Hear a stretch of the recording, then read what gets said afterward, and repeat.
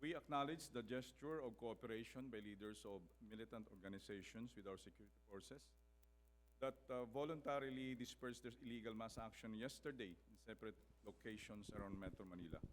We gladly welcome this manifestation of the power of reason over passion that prevailed in the civil disturbance management operation conducted by the PNP during the lightning rally staged by a handful of protesters in the 7 locations in Manila, Quezon City, Makati, and Parañaque yesterday. We are confident that leaders of other militant organizations will express similar gesture of cooperation in ongoing mass action in Bendia Avenue near Rojas Boulevard, Iwasan Bonifacio, Plaza Lacson, and Baclaran Church. Let me reiterate our unequivocal position that any public assembly outside of the designated freedom parks is deemed illegal and will be addressed accordingly. The PNP fully respects the right of citizens peaceably to assemble and express their sentiments as guaranteed under our democratic system. Next statement. Forensic investigators are conducting further tests to identify the severed head and headless body found in separate locations in Sulu on Tuesday and Wednesday. At 8:30 p.m. on Tuesday, police security forces in the capital town of Bulo recovered an abandoned package along Marina Street, Barangay Walled City, with markings Bernard Jen Ted Fen, containing an unidentified severed human head. At around 4:30 p.m. of Wednesday, 18 November, a headless cadaver was recovered in Barangay Cagay, Indanan, Sulu. Both human remains are now being examined by the Crime Laboratory of Police Regional Office, Autonomous Region of Muslim Mindanao for identification. Pending official scientific findings at this point, we cannot conclusively establish the identity of these human remains to preclude undue speculation and inaccuracy in reporting. Thank you. Questions?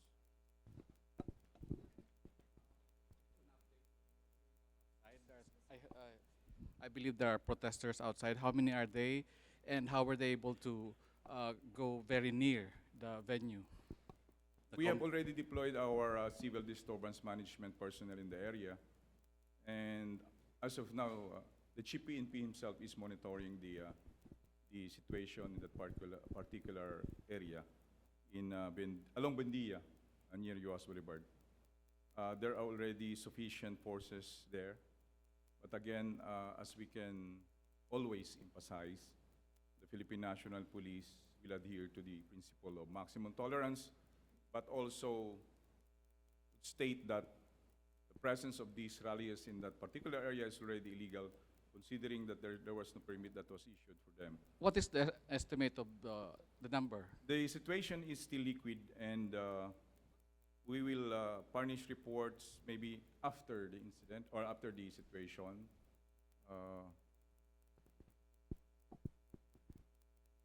The situation there is still ongoing, and statistics or data may be provided later.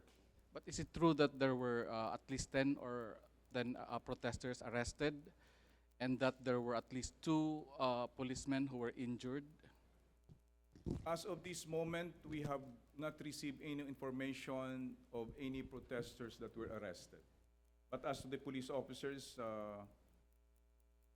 I have seen through media outlet that one of them were injured. Nevertheless, we have a complete package of health and doctors, nurses, medical personnel that will attend to our police personnel. Of course, not only to the police personnel, but also to the rallies or the people who will be injured in this kind of situation. Again, we appeal to the protesters to cease and desist in this kind of violent actions. Sir, sorry. True that there was a deadline given.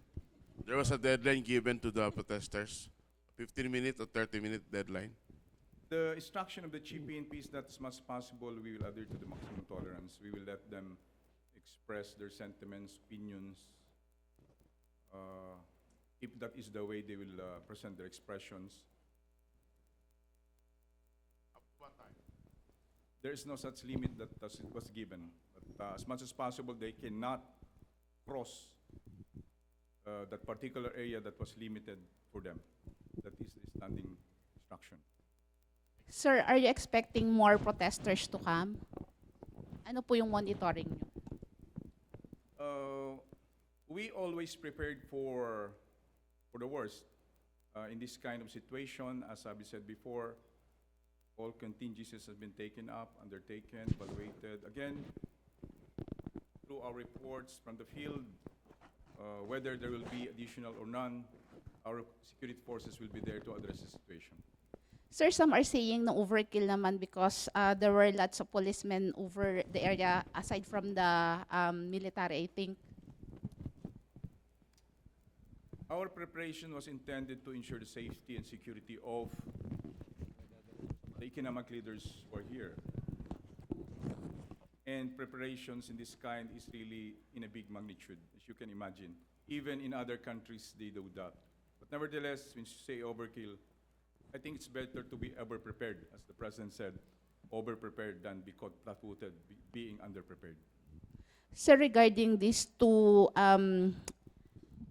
bodies that were recovered in Mindanao, how soon could the result of this, how do you call this, test or forensics test would come out? I think we'll just wait for the findings of the crime laboratory. We'll give them time, give them chance to do their job. So you said the protester must be in limited area. What are those limited areas you're talking about? If we will strictly speak, they're not allowed within the cities that permits were not issued. In fact, they were given leniency on this. They're not allowed in the vicinity of the APEC event. Makati did not issue any permit, Mandaluyong, Pasay, Manila. So therefore, their presence here is illegal. But despite of that, the Philippine National Police recognizes the free expression of every individual. That's the reason why, until now, we're giving them the chance to do that. But again, we appeal to them that by expressing their sentiments, let us not be violent. You can do things in some other way as long as you're not violent. Sir, can you confirm that water cannons were used to disperse the protesters? Excuse me, ma'am? Were water cannons used? Yes, water, because this is a less lethal approach on the part of security measures. As you can see, it's not really, it's something like a minimal pressure that we have, that the firefighter have done. I think it's just like, let these people cool. Palamig po muna tayo konti. And what other measures were used?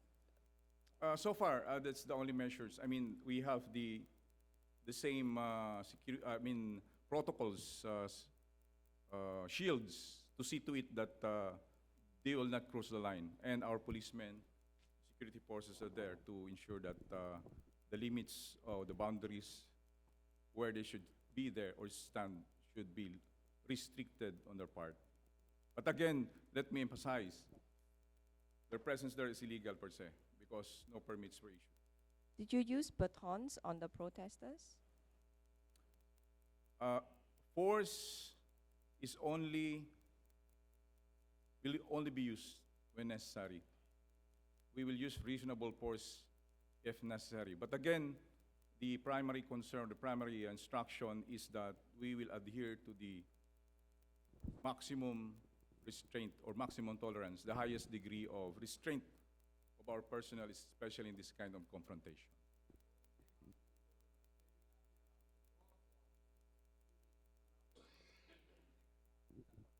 No, maximum tolerance pertains to the policemen, pertains to the attitude or the behavior of the policemen in this kind of situation. That means a policeman should have that particular highest degree of patience so as not to be provocated by these protesters. Sir, sabi nyo illegal. Ibig sabihin, may possibility na makasuhan itong mga nagrally. If it is needed, then we can. But again, the policy is Just recognize their pre-expression. Let them air their sentiments now. Good morning. Would you Yes, be Melo. able to identify the groups behind the rallies this morning? As of now, Yes.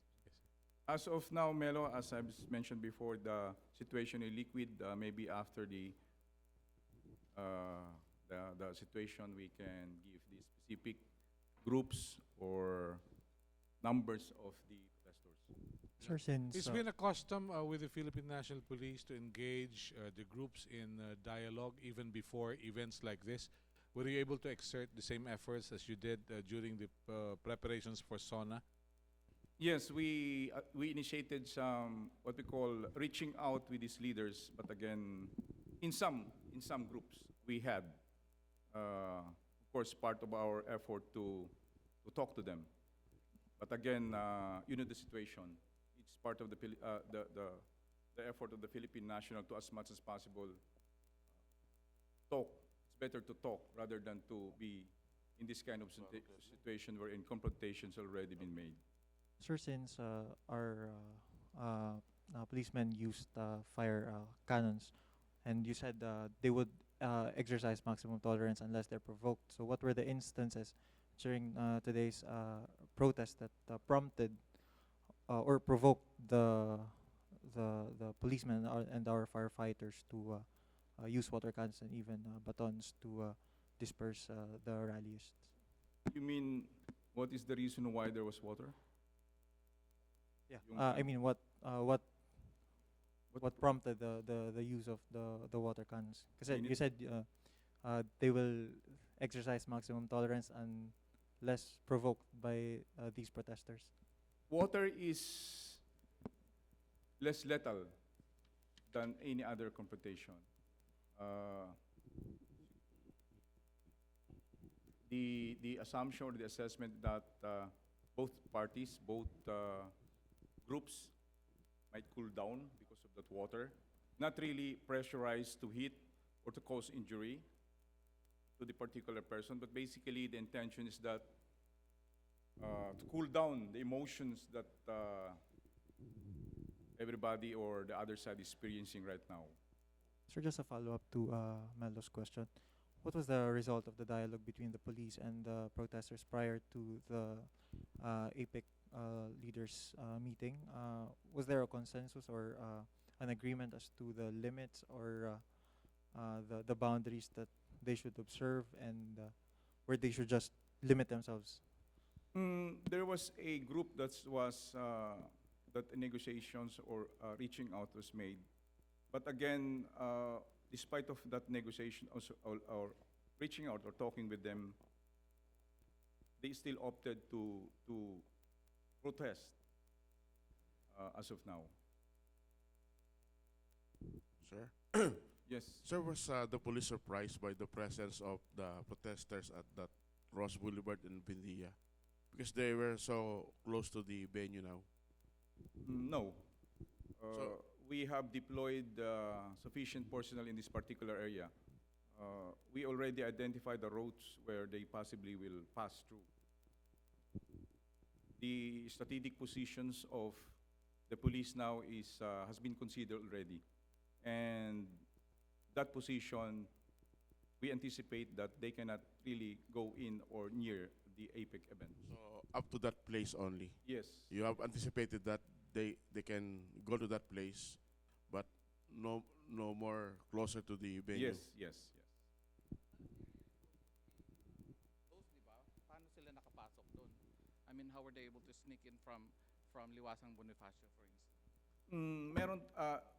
Some of them sometimes go on what we call in the military term leapfrogging. You go from one place to another, one group trying to regroup, and that's how we did it. Alam niyo sa atin, groups of 2 or 3 or 4, you cannot just apprehend them. So through this means, they can regroup again. But again, what we can assure is that sufficient personnel are there already, both on the front and on the back of that particular area. What we can assure the public, and of course this place, that protesters cannot affect us here. Sir, Yes, ma'am. I do understand that you're still checking the people who's behind of this rally, but it doesn't change the fact that what they did is illegal, right? So after the report, would it be possible that there are some people will be charged? Yes. With this kind of situation wherein some of our policemen are injured, despite of our adherence to the maximum tolerance policy, and they still aggressively or provoke our people and then cause injuries or harm to our people, definitely, I think it is just but right to file legal charges against them.